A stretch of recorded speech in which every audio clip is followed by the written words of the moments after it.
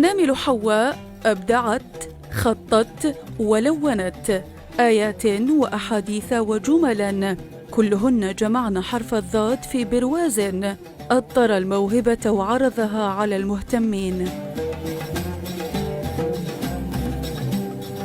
لوحتي عبارة عن مزيج بين خط الرقعة والخط الديواني، وهي حديث الرسول صلى الله عليه وسلم: لا تكرهوا البنات فإنهن المؤنسات الغاليات. هذه الكبيرة كانت الخط الرقعة، بينما اللوحة الثانية كانت لخط النسخ. خطاطات بحن بما في أنفسهن من فن بالخط المغاربي، منهن من فضلت الخط الديوان الجلي، وأخرى أتقنت كلماتها بخط الرقعة.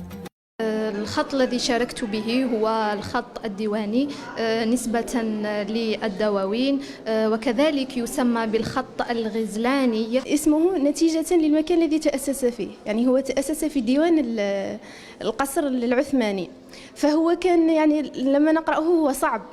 هذا الصعوبة لماذا؟ لأنه مشفر، يعني يستعمل فقط في الديوان، يعني يفهمه فقط من موجود في ديوان الملك.